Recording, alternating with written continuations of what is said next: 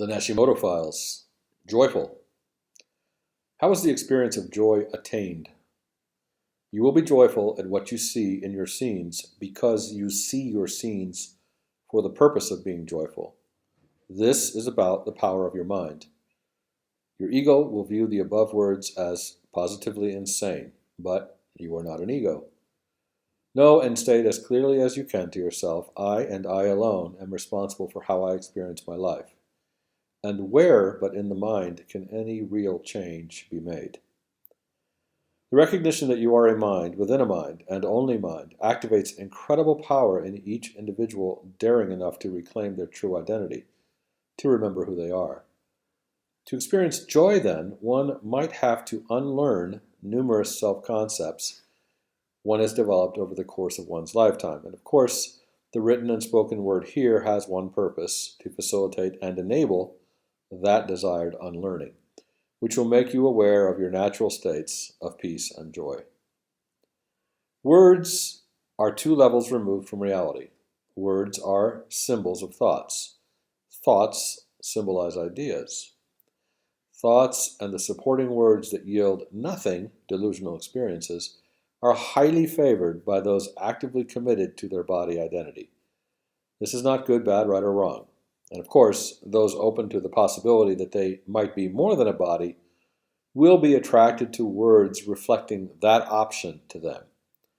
All words, however, might be subject to as much interpretive variation as the number of people interpreting. It is therefore a waste of time and energy to chase an absolute within the realm of perceptions. Rather, recognize that certainty exists apart from perceptions, in you. This is why we point our minds in that direction via the facts. Finally, those certain that their bodies are not them, but rather a means to communicate on a specific plane of awareness, will be attracted to words that reflect that purpose.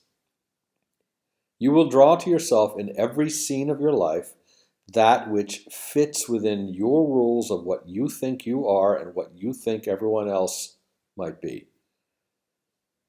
Hint, they are the same. But if your ego is running the show, it will communicate that there are important differences between you and another, between you and everything. None of this is good, bad, right, or wrong. Repeat these words. We are not here in this group to learn to judge. But when you realize that you are responsible for the content of your scenes, some of you will fall into depression. It was far easier to blame others or some idea for your victimhood before. But then, that only enables more experiences of victimization. Depression is a choice, not a fact. Change your rules about what you are. Experiences follow both naturally and immediately. Do this without judgment, without the need for one of yourselves to suffer or to be exalted. Equality is a fact. Simple. The change described is not about force. Done with force, you'll stress yourself out. If your desire is joy and peace, the identity change required might be known as a series of exercises in letting go, in the opening of your mind to the idea that yourself, which is well beyond description, will teach you as you allow. That's not about force. That's called respecting the all, or the unknown, and including conceptually that which is beyond you. You do this by keeping your mind open. Some are particularly gifted in the assembly and use of words, some perhaps not so.